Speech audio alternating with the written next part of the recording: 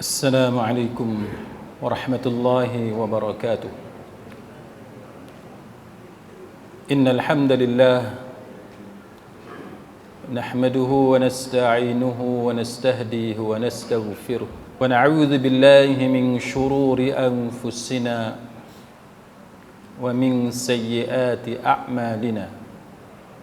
من يهده الله فلا مضل له ومن يضلل فلا هادي له. أشهد أن لا إله إلا الله وحده لا شريك له وأشهد أن محمدا عبده ورسوله. اللهم صل وسلم على محمد وعلى آله وصحبه والتابعين بإحسان إلى يوم الدين. أما بعد، Rabbi syarah li sadri, wahai Tuhanku, lapangkanlah dadaku ini, wa yassir li amri, dan permudahkanlah urusanku, wahlul 'uqdatam min lisani, dan uraikanlah kekeluhan lidahku, yafqahu qawli, supaya mereka memahami kata-kataku ini. Rabbi zidni ilma, wahai Tuhanku, tambahkanlah ilmu kepadaku.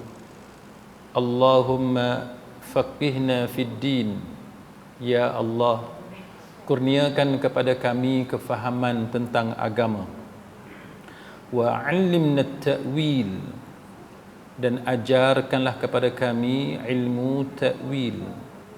Wahdinas siratakal mustaqim, dan tunjukkanlah kepada kami jalan Engkau, jalan yang lurus. Amin ya rabbal alamin. Saudara-saudari, sahabat, sahabiyah, muslimin, muslimat rahimakumullah. Tuan-tuan, lihatlah, dan satu tidak bersetuju ataupun menentang, dissenting judgment. Baik, jadi apa yang disebut dalam ringkasan penghakiman ini berkenaan dengan locus standi nihil in. Locus standi ini hak dia untuk saman. Dia ni siapa? Kan? Dia ni siapa? Tapi saya tak mau ulas perkara yang sangat teknikal seperti itu. Cuma dalam kes ini, tuan-tuan sekalian, ia berkaitan dengan saman terhadap kerajaan negeri Kelantan, berkaitan dengan kuasa Badan Perundangan Negeri Kelantan, DUN. Kuasa DUN, itu state legislature, untuk menggubal ataupun membuat peruntukan berkenaan dengan enactment Kanun Jenayah Syariah 2019. Jadi enactment tahun 2019 ini dia ada 68 section yang dia cabar. Asalnya adalah 20 section.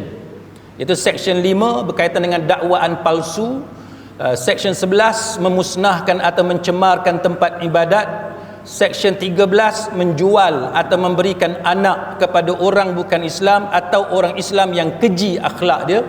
Section 14 liwat. Section 16 persetubuhan dengan mayat. Section 17 persetubuhan dengan bukan manusia. Section 30 kata-kata yang boleh memecah keamanan. Section 31 gangguan seksual. Section 34 memiliki dokumen palsu, memberikan keterangan palsu dan sebagainya.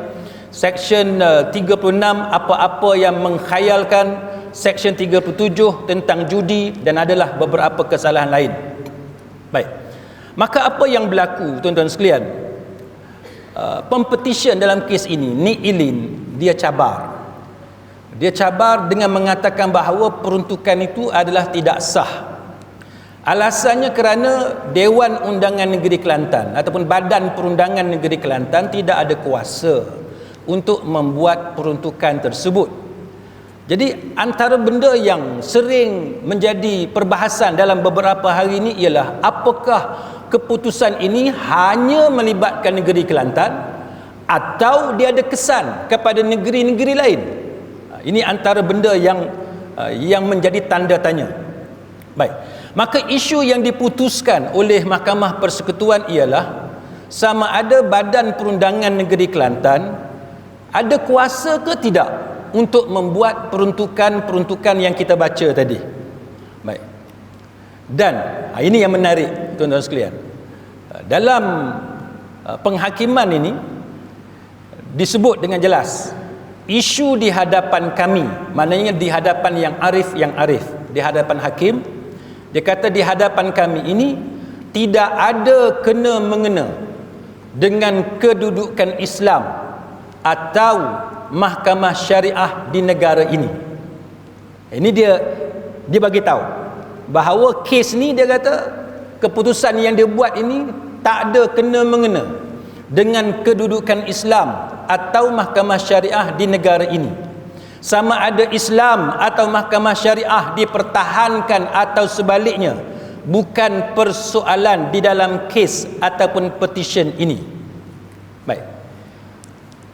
Persoalannya ialah apakah betul tidak ada kena mengena dengan kedudukan Islam? Ini isu dia. Ketua Hakim Negara kata tidak ada kena mengena dengan kedudukan Islam. Tapi soalan kita di kalangan rakyat ialah apakah benar tidak ada kena mengena dengan kedudukan Islam? Apakah benar tidak ada kena mengena dengan kedudukan mahkamah syariah dalam negara kita ini? Untuk menjawab perkataan ini tuan-tuan, saya nak rujuk tuan-tuan semua kepada titah Sultan Selangor, sempena mesyuarat Majlis Kebangsaan bagi hal ehwal agama Islam ke-70. Dan kita tahu peranan Sultan Selangor sebagai pengerusi MKI, kan? Dilantik oleh Majlis Raja-Raja Melayu. Jadi Sultan Selangor yang in charge. Jadi apa kata Sultan Selangor? Apa titah Sultan Selangor sempena dengan mesyuarat Majlis Kebangsaan bagi hal ehwal agama Islam? Short form dia MKI, kali yang ke-70. Baik, saya baca kepada tuan-tuan sekalian di bawah tajuk isu kompetensi Dewan Undangan Negeri. Apa kata tuanku? Tuanku kata isu kedua yang ingin Better bangkitkan di dalam titah ucapan Better ini adalah berkaitan dengan kompetensi Dewan Undangan Negeri-Negeri. Tuan-tuan tengok, Dewan Undangan Negeri-Negeri, bukan negeri Kelantan saja ni, melibatkan semua negeri di Malaysia. Negeri Kedah, negeri Pulau Pinang, negeri Selangor, semua negeri di Malaysia. Dia kata berkenaan dengan kompetensi Dewan Undangan Negeri-Negeri untuk menggubal undang-undang Islam di bawah enactment negeri serta bidang kuasa mahkamah-mahkamah syariah. Tuanku kata kebelakangan ini terdapat banyak kes yang sedang dibicarakan di bawah bidang kuasa mahkamah syariah telah dicabar di Mahkamah Persekutuan. Tuan-tuan tengok perkataan yang tuanku guna. Telah dicabar di Mahkamah Persekutuan, khususnya berkaitan dengan kompetensi Dewan Undangan Negeri di dalam membuat dan meluluskan undang-undang Islam ataupun undang-undang syariah serta bidang kuasa mahkamah syariah yang mendengarnya. Cabaran ni tuan-tuan, tuanku sebut dengan jelas, ini mencabar berkenaan dengan undang-undang Islam, berkenaan dengan bidang kuasa mahkamah syariah. Dan tuanku kata sebagai contoh, apa dia contoh? SIS Forum, Sisters in Islam Forum, yang telah mencabar Kerajaan Negeri Selangor dan Majlis Agama Islam Negeri Selangor. Maknanya tuan-tuan, kes ni bukan isu Kelantan sahaja. Soal parti kita biarkan orang politik bercakap di pentas politik. Kita sekarang bercakap tentang masa depan undang-undang syariah. Kita sekarang bercakap tentang masa depan mahkamah syariah. Kita bercakap tentang masa depan agama kita orang Islam dalam negara kita ini. Dan kalau kita lihat apa yang disebut oleh tuanku ialah Sisters in Islam telah mencabar Kerajaan Negeri Selangor dan Majlis Agama Islam Negeri Selangor di Mahkamah Persekutuan dengan mempersoalkan keesahan Seksyen 66A Enactment Pentadbiran Agama Islam Negeri Selangor tahun 2003 yang memberi kuasa semakan kehakiman ataupun judicial review terhadap keputusan yang dibuat oleh Majlis Agama Islam Selangor ataupun jawatan kuasa yang menjalankan fungsi di bawah enactment tersebut.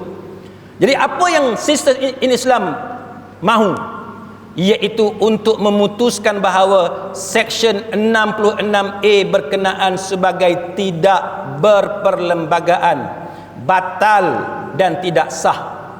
Tuan-tuan tengok dia punya berani tu. Dia punya berani.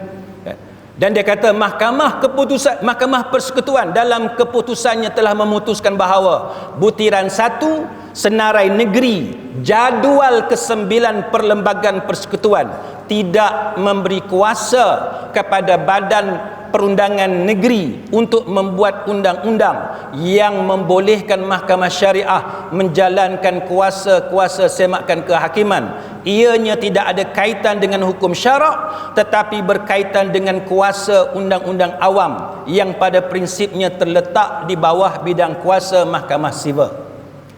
Tuan tak akan tengok apa kata tuanku selepas tu. Sebelum tuanku bagi tahu apa yang tuanku sebut, tuanku pergi pula kepada kes Iki Putra.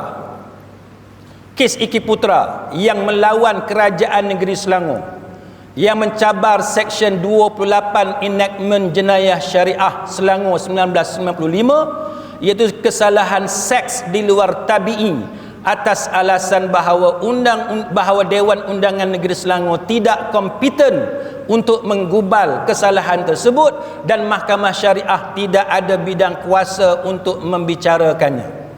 Baik.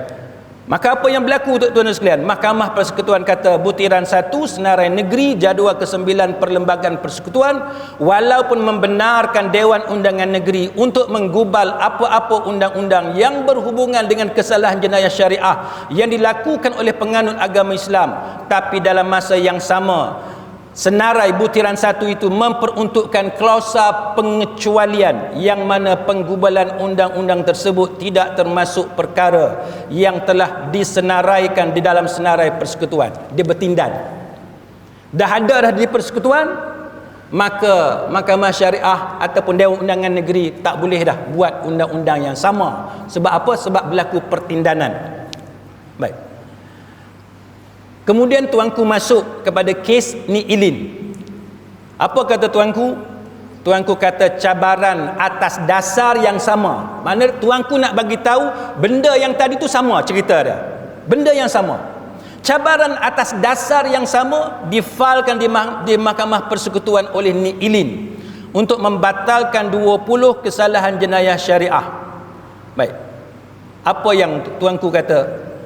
Trend sebegini yang tuanku sebut tadi daripada Sisters in Islam, kan, kes Iki Putra, kes Ni Ilin, tuanku kata trend sebegini menggambarkan kedudukan enactment negeri yang melibatkan peruntukan bagi kesalahan jenayah syariah semakin tercabar. Siapa yang kata ni tuan-tuan? Yang kata ni bukan rakyat biasa. Yang kata ni bukan orang biasa yang tidak ada jawatan.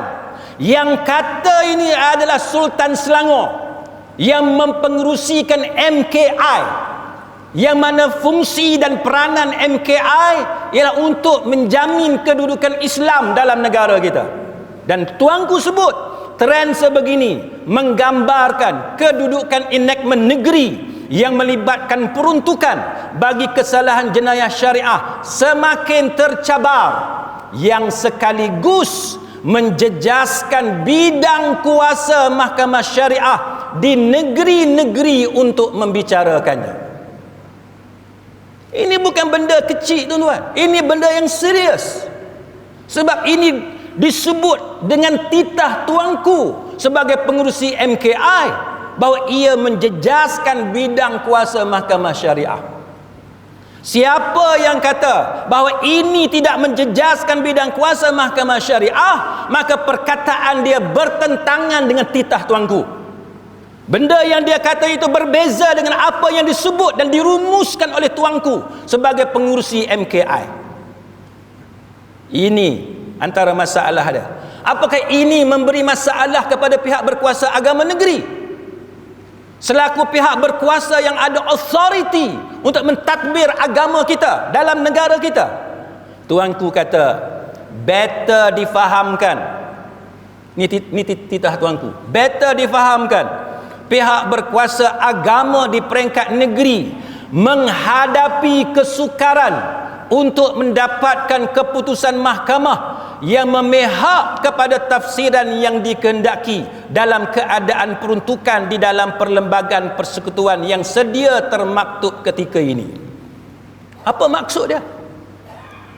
Maksud dia pihak berkuasa yang diberi tanggungjawab oleh kerajaan untuk menguruskan tentang soal hal ehwal agama Islam dalam negara kita, di negeri-negeri menghadapi kesukaran.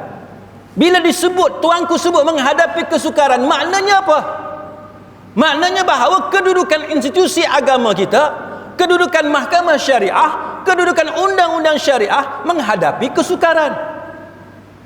Ini bukan satu benda yang kita boleh anggap tidak mengapa. Ini adalah satu benda yang sangat serius, kan? Perkara yang sangat serius. Jadi sidang hadirin mukminin, dengan sebab itu tuanku kata perlu ada jawatan kuasa khas ditubuhkan, kan, untuk membuat kajian yang mendalam dan kritikal tentang persoalan undang-undang yang berbangkit. Ini masalah dia, tuan-tuan sekalian. Jadi apa yang disebut dalam penghakiman tadi berbeza dengan apa yang disebut oleh Sultan Selangor selaku pengerusi MKI. Kalau orang kata mahkamah syariah tidak tercabar, kalau ada orang kata undang-undang syariah tidak tercabar, maka itu bertentangan dengan apa yang telah dirumuskan oleh tuanku Sultan Selangor sendiri. Itu yang pertama, tuan-tuan sekalian. Yang kedua, dalam perenggan yang ke-6, ringkasan penghakiman yang dibuat oleh Mahkamah Persekutuan. Namun kami ingin menjelaskan bahawa terdapat 3 jenis hukuman di bawah undang-undang Islam, iaitu hudud, qisas dan ta'zir. Jadi hakim-hakim ni di Mahkamah Persekutuan ni tuan-tuan, mahkamah tertinggi dalam negara kita. Dalam penghakiman ni disebut hukuman di bawah undang-undang Islam ada 3: hudud, qisas dan ta'zir. Hukuman hudud adalah hukuman yang telah ditentukan dan ditetapkan oleh Allah. Ini betul. Hukuman qisas adalah hukuman yang dikenakan hukuman balas, seperti nyawa dibalas dengan nyawa dan melukakan dibalas dengan melukakan. Seperti hudud, qisas juga ditentukan oleh Allah Subhanahu wa taala. Perbezaan antara hudud dan qisas ialah hukuman qisas ini hendaklah dituntut oleh mangsa atau keluarga mangsa. Ini kata hakim. Baik. Diat yang bermaksud pampasan atau ganti rugi adalah merupakan sebahagian daripada hukuman qisas. Ta'zir pula adalah hukuman yang tidak ditentukan oleh Allah, tetapi kadar dan bentuk hukuman ditentukan oleh kerajaan dan dijatuhkan hukuman itu terhadap penjenayah mengikut budi bicara hakim. Baik, setakat tu okey. Kemudian perenggan yang ke-7, kata Ketua Hakim Negara, Mahkamah Syariah di Malaysia setakat hari ini tidak melaksanakan hukuman hudud atau qisas. Hudud tak ada dalam negara kita, qisas pun tak ada, yang ada hanya ta'zir. Mahkamah Sivil juga melaksanakan hukuman ta'zir. Dekat sini ada problem. Bila Ketua Hakim Negara kata Mahkamah Sivil juga melaksanakan hukuman ta'zir. Sebab apa tuan-tuan? Baik, sebelum saya ulas, kita tengok apa yang disebut lagi. Sebegitu tidak ada bezanya Mahkamah Syariah dan Mahkamah Sivil, kerana kedua-dua sistem syariah dan sivil melaksanakan hukuman ta'zir. Jadi dia kata dari segi hukuman ta'zir tak ada beza antara mahkamah syariah dengan mahkamah sivil. Saya akan tunjuk kepada tuan-tuan contoh-contoh perbezaan. Jadi dia kata perbezaannya cuma hukuman ta'zir yang dilaksanakan oleh mahkamah syariah adalah bersumberkan atau mengikut undang-undang yang ditetapkan oleh pemerintah di peringkat negeri dan diluluskan oleh badan perundangan negeri. Manakala hukuman ta'zir yang dilaksanakan oleh mahkamah sivil adalah mengikut undang-undang yang ditetapkan oleh pemerintah di peringkat persekutuan yang diluluskan oleh parlimen. Dekat situ tuan-tuan boleh nampak apa dia beza ta'zir di mahkamah syariah dengan ta'zir di mahkamah sivil. Maka dia kata ta'zir mahkamah syariah 356, 3 tahun penjara, denda RM5,000 sebab tidak lebih daripada 6 kali.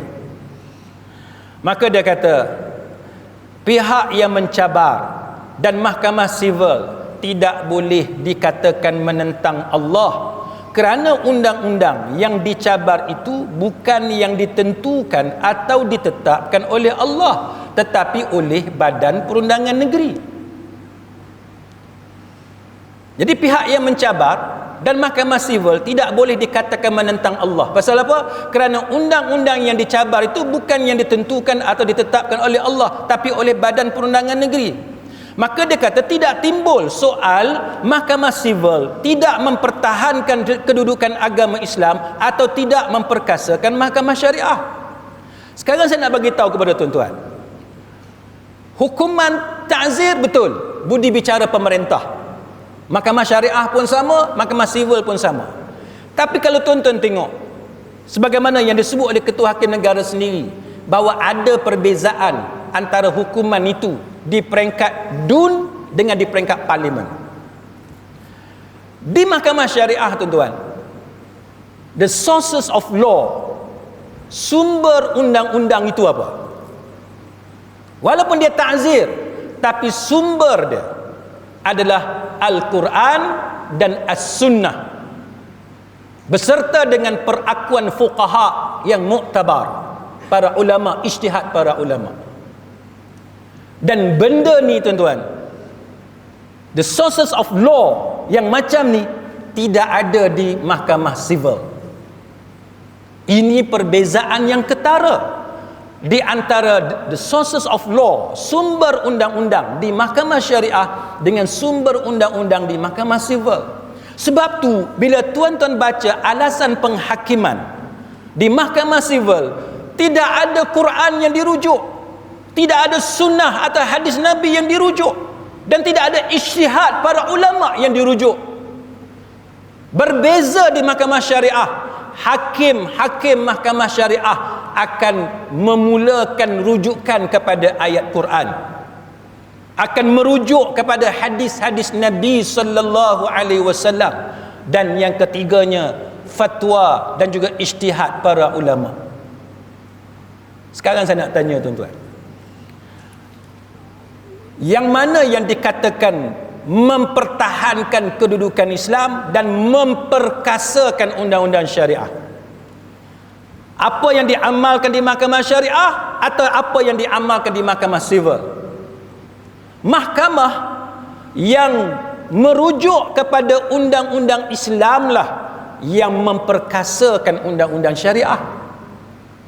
Mahkamah yang merujuk kepada sumber daripada Quran, hadis dan juga ijtihad ulama lah yang memperkasakan undang-undang syariah.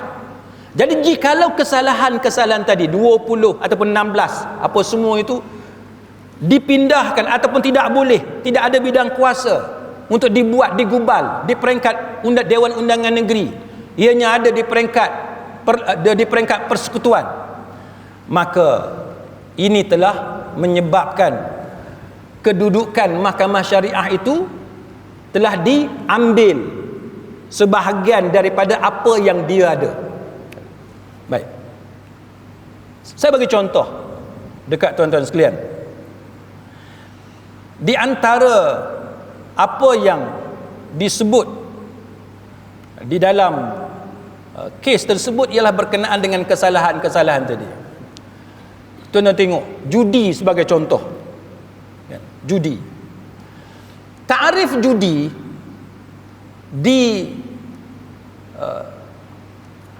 mengikut undang-undang sivil dengan ta'rif judi mengikut undang-undang syariah lain. Dalam undang-undang civil ataupun sekarang ni kita ada kanun keseksaan, Common Gaming House Act, akta rumah perjudian terbuka dan sebagainya. Banyaklah kita ada akta-akta. Judi kalau mengikut undang-undang civil dia lain. Judi di Malaysia ni tuan-tuan, kalau mengikut undang-undang civil dia ada dua. Satu, judi haram. Dua, judi halal. Ni di Malaysia undang-undang civil, judi ada dua. Satu, judi haram, mana judi yang bercanggah dengan undang-undang. Satu lagi judi halal, mana judi yang dibenarkan oleh undang-undang.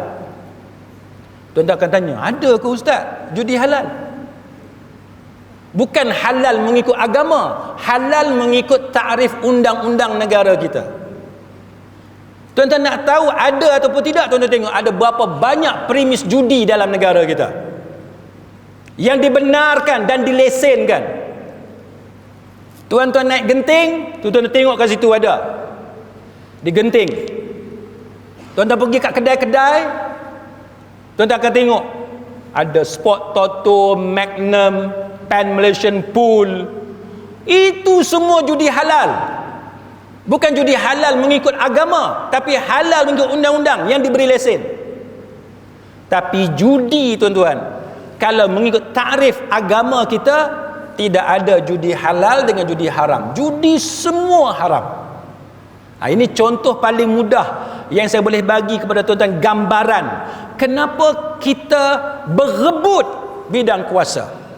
Kenapa kita berebut, berlaku perebutan antara undang-undang sivil dengan undang-undang syariah soal bidang kuasa. Berlaku pertembungan. Konflik ini lama, bukan baru. Dan tuan-tuan nak faham, benda ni kita dah cerita dalam kuliah sebelum ini berkenaan dengan strategic litigation. Benda ni dia bukan kebetulan. Dia ada kaitan di antara satu sama lain. Dia ada kaitan. Termasuk sebelum ini penentangan dan cabaran terhadap undang-undang khalwat. Sebab golongan ni menentang apa yang dipanggil sebagai moral policing. Dia kata kita tak boleh paksa rakyat. Rakyat perlu diberikan kebebasan. Itu adalah hak asasi manusia. Ini adalah golongan human rights movement yang bergerak, dan dia kata kami bukan nak menentang agama, kami bukan nak menentang undang-undang syariah, kami bukan nak menentang mahkamah syariah, kami bukan nak halang usaha memperkasakan mahkamah syariah, kami tak kacau yang tu. Kami hanya mencabar dan mengatakan bahawa Dewan Undangan Negeri tidak ada bidang kuasa. Pandai tak tuan-tuan? Siapa yang ikut khutbah saya daripada dulu, zaman muda saya khutbah di Masjid Penguluhim daripada dulu. Saya selalu sebut kepada tuan-tuan, orang putih kata how to say no without saying no. Macam mana nak kata tidak tanpa kita sebut perkataan tidak? Macam mana untuk menentang Islam tanpa menyebut kami menentang Islam? Macam mana cara nak menghalang perkembangan undang-undang syariah tanpa kita ada slogan menentang perkembangan undang-undang syariah? Apa yang dilakukan ini tuan-tuan? Walaupun pihak-pihak berkaitan mengatakan ini tidak ada sebarang isu dengan usaha memperkasakan mahkamah syariah, tidak ada isu berkaitan dengan memartabatkan undang-undang syariah dalam negara, tapi tuan-tuan kena tahu itu dari segi literal. Secara literal, yes, secara literal ini tidak ada kaitan dengan martabat undang-undang syariah, mahkamah syariah, kuasa negeri dalam soal agama, tak ada kaitan secara literal. Tetapi by implication, implikasi dia, kesan dia kepada pentadbiran undang-undang syariah, kesan dia kepada pihak penggubal yang menggubal undang-undang syariah, kesan dia kepada bidang kuasa mahkamah syariah dan seumpamanya, ini memberi kesan dan ini mencabar kedudukan undang-undang syariah dalam negara kita. So tuan-tuan kena tahu apa yang dipanggil sebagai strategic litigation. Mereka tak akan kata kami menentang Islam, tak. Dia kata kami juga terima freedom of religion. Tetapi apa yang dilakukan dalam kes-kes tadi melalui titah Sultan Selangor sendiri menunjukkan kepada kita ini adalah usaha yang mencabar bidang kuasa mahkamah syariah. Baik. Sidang hadirin mukminin, sebenarnya pertembungan antara persekutuan dengan negeri boleh diharmonikan, kita boleh damaikan. Sebenarnya pendekatan yang diambil ini saya tidak bersetuju. With due respect, kita menghormati keputusan Mahkamah Persekutuan, kan, kita menghormati kedudukan hakim-hakim yang arif, yang amat arif, tetapi kita juga berhak untuk menyatakan ketidaksetujuan kita. Kenapa kita berbeza pendapat, dan tugas kita sebagai rakyat hendaklah menyuarakan pendapat kita secara beradab dengan pihak berkuasa, kan. Kita tidak boleh menggunakan cara yang sehingga boleh dianggap sebagai menghina mahkamah. Kita tak boleh mengeluarkan maki hamun kepada hakim, kepada mahkamah, tak boleh. Tapi kena ada cara dia yang sesuai, dengan ada fakta, kan, kena ada undang-undang yang kita rujuk dan sebagainya. Saya bagi contoh dekat tuan-tuan sekalian, bagaimana pendekatan yang diambil oleh negara luar.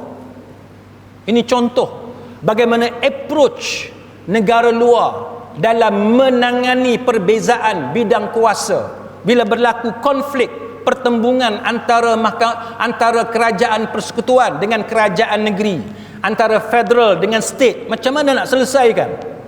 Saya nak bagi contoh kepada tuan-tuan, the doctrine of double aspect. Ni kita cerita undang-undang sikit, agak technical, tapi bagus untuk minda kita berfikir. Di Kanada sebagai contoh tuan-tuan, Kanada ni macam negara kita jugalah, macam Amerika, Kanada, Malaysia dan beberapa negara lain yang mengamalkan federalism. Ada kerajaan persekutuan, ada kerajaan negeri. Kerajaan negeri ada otonomi.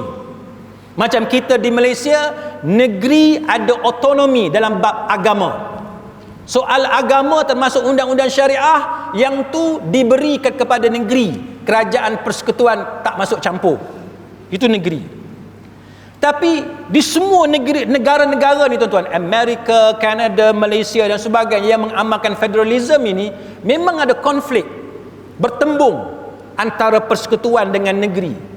Maka di Kanada tuan-tuan sekalian, mereka menggunakan apa yang dipanggil sebagai the double aspect doctrine sebagai tool of interpretation. Macam mana nak interpret perlembagaan untuk mengurangkan pertembungan antara persekutuan dengan negeri.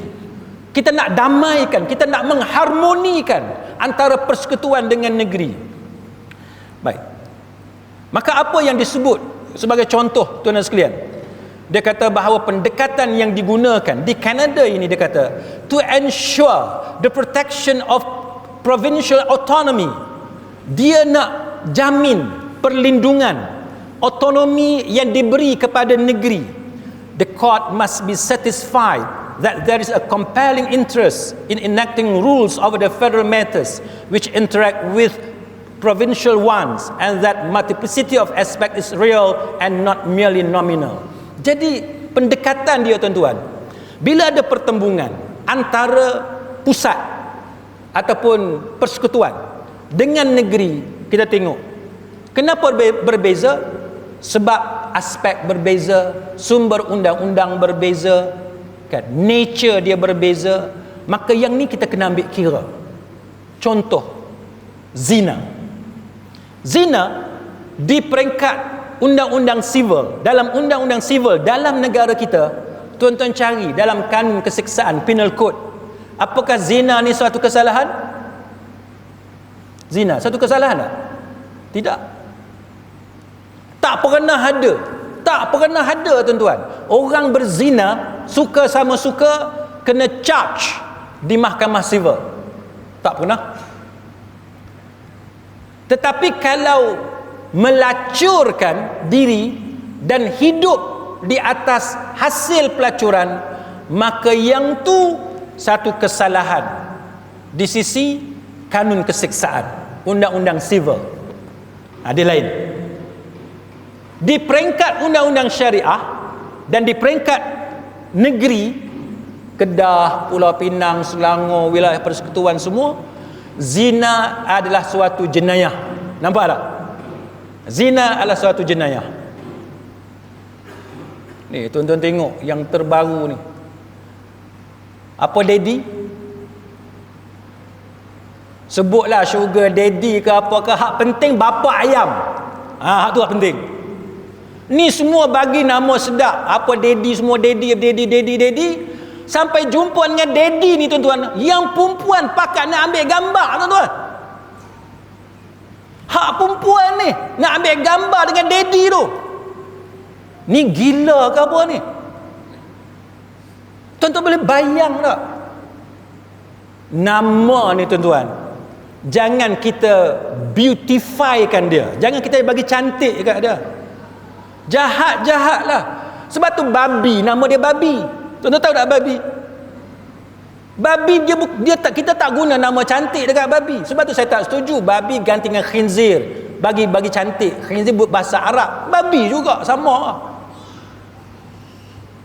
Oh, daddy.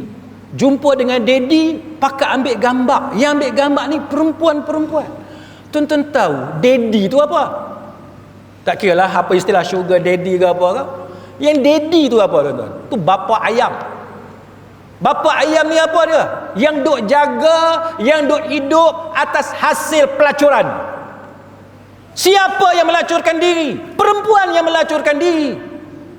Kita sebagai wanita, di mana perasaan kita sebagai kaum wanita? Bergambar dengan orang yang makan hasil yang haram daripada satu jenayah keji yang dilakukan oleh si daddy tadi. Sepatutnya kita pekat ludah kepada daddy tadi. Tunjuk muka yang kita tak setuju dengan dia. Kata dekat dia, engkau ni jahat, engkau melakukan kezaliman, engkau menganiayai kaum wanita, victimize wanita yang lemah. Tapi orang wanita pakat selfie, ambil gambar dan sebagainya. Ini satu benda yang sangat dahsyat. Dan inilah yang disebut oleh Nabi sallallahu alaihi wasallam dalam hadis Abu Hurairah, tuan-tuan. Hadis daripada Abu Hurairah. Nabi kata, "Walladhi nafsi biyadihi la tafna hadhihi al-ummah hatta yaquma ar-rajulu ila al-mar'ah fayaftarishuha fi at-tariq."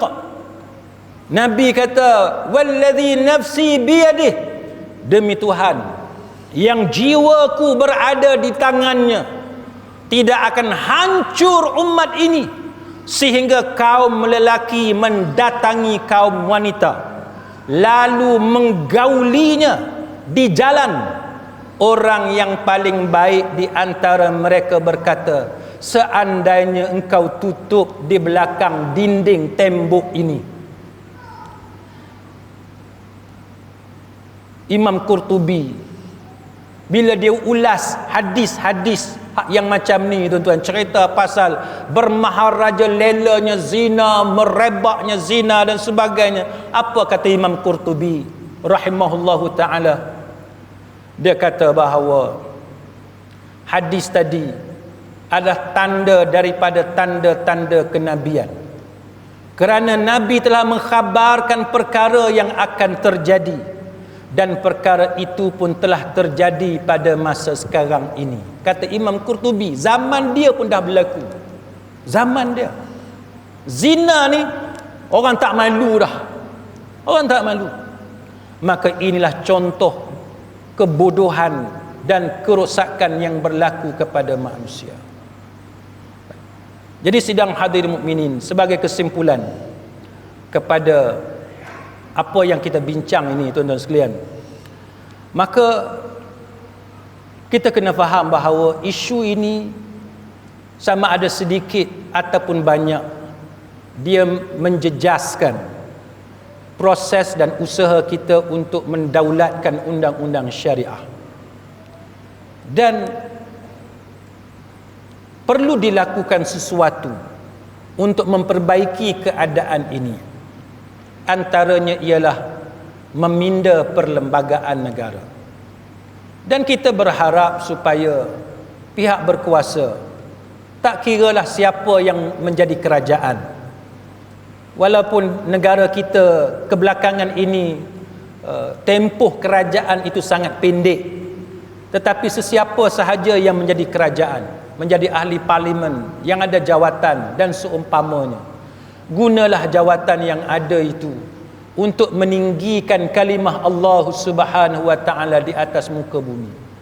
Kita berbeza, itu merupakan satu perkara yang telah ditakdirkan oleh Allah Subhanahu wa taala. Memang berlaku.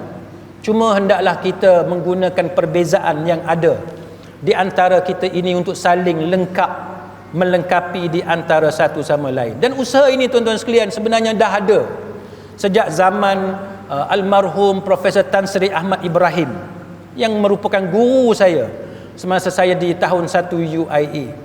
Antara usaha dia, cadangan dia, termasuklah dengan usaha pihak berkuasa pada waktu itu, dengan keinginan kerajaan sendiri, akhirnya ada artikel 121-1A pada tahun 1988 yang menghalang Mahkamah Sivil daripada mencampuri bidang kuasa Mahkamah Syariah. Kenapa? Untuk pastikan kebebasan Mahkamah Syariah bagi melaksanakan hukum-hukum Islam kepada umat Islam. Jadi kita nak benda ni akan terus dibuat, akan ditambah artikel, fasal-fasal tertentu, dipinda fasal-fasal tertentu yang ada dalam akta yang pelbagai dalam negara kita untuk memastikan Mahkamah Syariah, undang-undang syariah tidak lagi boleh dicampuri sewenang-wenangnya. Itu yang kita harapkan. Dan pada masa yang sama, ada juga orang yang mengatakan bahawa tak apa, dia kata benda ni walaupun Mahkamah Syariah tidak ada bidang kuasa, tapi Mahkamah Sivil ada bidang kuasa, dia kata. Malah Mahkamah Sivil lagi berat hukuman dia. Ini antara benda yang disebut. Kita mengatakan bahawa benda ni sukar untuk dilaksanakan. Sebab apa? Sebab boleh kata banyak kesalahan-kesalahan jenayah dalam agama kita tidak sesuai untuk dijadikan jenayah di peringkat persekutuan untuk seluruh negara. Tak sesuai. Sebab apa tidak sesuai? Sebab kalau kita jadikan jenayah untuk kesemua rakyat dalam negara, kita akan menghadapi lagi banyak masalah. Contoh, dalam agama kita arak adalah haram. Arak adalah haram. Orang Islam diharamkan minum arak. Kalau kita jadikan itu sebagai kesalahan jenayah di peringkat persekutuan, sudah tentu rakyat yang bukan beragama Islam akan menentang. Mereka takkan setuju. Sebab apa? Sebab itu bertentangan dengan budaya mereka. Walaupun hampir ke semua agama lain selain daripada Islam juga menentang arak, kecuali ada beberapa pengecualian. Hampir semua mengharamkan arak. Tetapi ini satu perkara yang boleh dianggap sebagai hampir mustahil buat masa ini. Masa depan kita tak tahu. Sama dengan judi. Kalau kita haramkan judi di peringkat persekutuan, kita akan ada banyak masalah. Sebab orang bukan Melayu ramai yang terlibat dengan judi. Walaupun di Thailand diharamkan perjudian, di negara-negara lain diharamkan perjudian secara terbuka dan sebagainya, kecuali ada beberapa pengecualian. Tetapi dalam konteks negara kita hari ini, itu satu perkara yang sangat susah untuk dilakukan.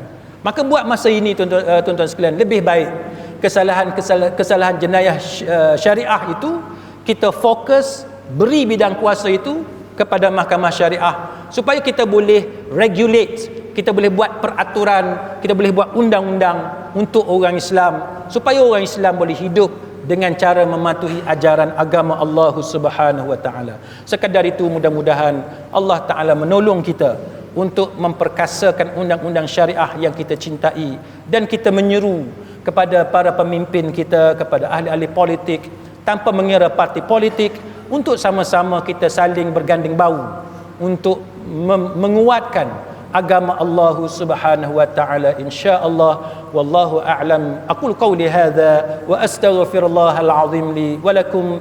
Wassalamu alaikum warahmatullahi wabarakatuh. Subhanakallahumma wa bihamdik asyhadu an la ilaha illa anta astaghfiruka wa atubu ilaik.